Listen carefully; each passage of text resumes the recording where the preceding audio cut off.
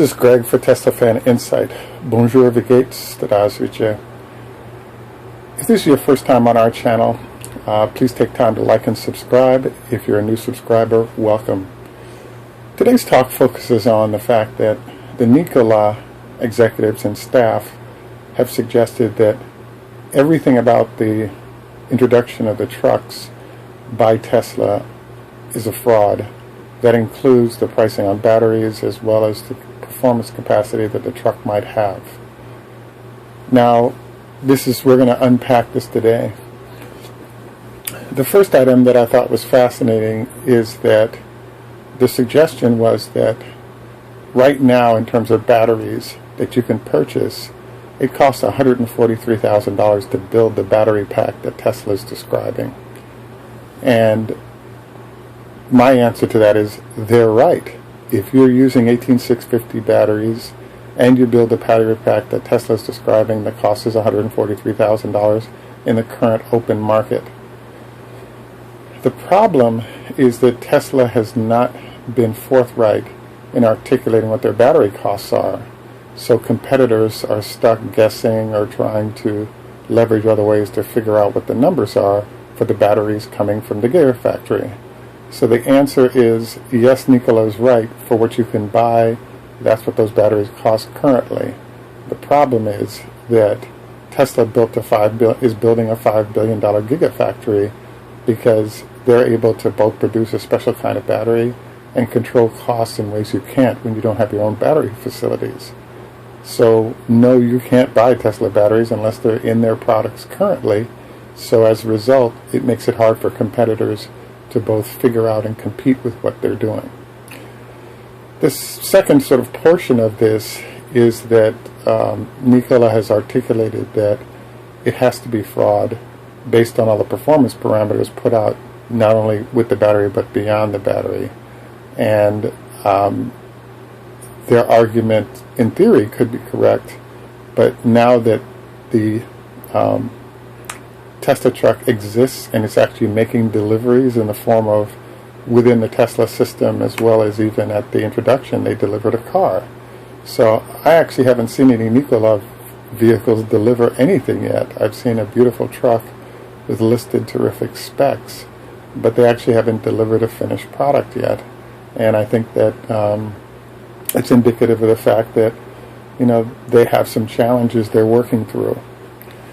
The second thing that I wanted to point out is that I actually thought with a post I did that, the situation for Nikola was they had 12 months before they would go out of business. And I was perhaps a little inaccurate on that. I believe the reason why Nikola is currently upset and making statements in the way that they are is that they're going through multiple rounds of financing, and with each hurdle that they accomplish, they have to explain to everyone how and why things actually work. And so the focus is on the fact that, if all the numbers are correct, Tesla is offering a vehicle for $180,000 in a year and a half that Nikola is able to offer in 3 years, but at double the price, $375,000. So this is a complete disaster for Nikola, and I can see why there's anger and response in this fashion. But it doesn't have anything to do with Tesla because they actually have finished products that people can drive, and as they work with some of the biggest entities in the world, they can work to make sure those products work, and those entities are buying them in quantities to allow them to test out and validate everything before they go to huge quantity purchases. So I'm rooting for Nikola. It's nice to see other firms enter the business. In my mind, Nikola has three choices. One is to close up shop. Two is to sell to or partner with a large, deep-pocketed partner. Or three is to perhaps do what Lightspeed and BYD are doing, which is to find niches that they can win in and then successfully get those done. And as more batteries come, they can expand the niches in which they operate. So I believe that the work they've done isn't going to go all to naught, but I do think they have to find a better strategy than trying to trigger an SEC or investor investigation of a company when you can actually see what they're doing if you go visit their factories and really take time to understand what the numbers are behind what they're doing. I was fascinated because I didn't, obviously, the folks from Nikola were aware of what was going on and involved them in gathering information on Tesla so they can execute this tweet. I'm surprised they didn't take the time to go to the event so they could use the event as a way to leverage that experience to determine where they were competitively and whether or not, in fact, Tesla could deliver on what they were describing. So I have to admit, I'm kind of blown away because the other there's a bunch of variables that you could dive into. Another one that I think is interesting is that when Nikola began building their truck, they initially had thought about building it with all 18650 batteries, and the problem they ran into is by the time you built up a truck that was battery only, it was extremely expensive, number one, and the battery weight was so heavy that it was not viable because you didn't have any freight weight that you could carry after building out the battery and the other weight of the truck. So the solution that they came up with was to do a hybrid system where they're doing hydrogen combined with a battery pack in order to get the distance but also eliminate emissions. And the problem is that without an inexpensive battery like the 2170, that solution really doesn't work.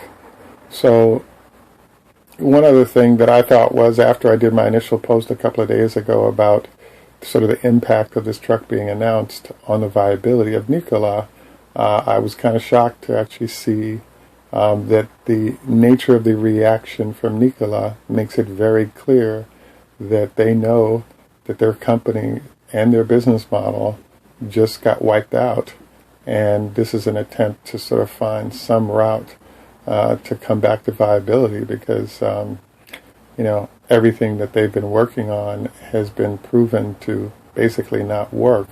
So they got to figure out what their plan is going to be, and I think the initial plan here is to suggest that this is fraud and that it can't be done, etc. And I'm kind of shocked because there's a lot of ways they can go find these trucks and get some data on them to confirm what's going on. So how this plays out in the next few days, few weeks will be interesting. Looking forward to your comments. This is Greg for Tesla Fan Insight. Tschüss, macht's gut, au revoir, lehitrot, and sort of gathering about every 3 days, there's an announcement of the fact that Tesla has a certain burn rate, or they're spending $1 billion a quarter. And I want to confirm that that is the case. And I think that number is only going to increase over time.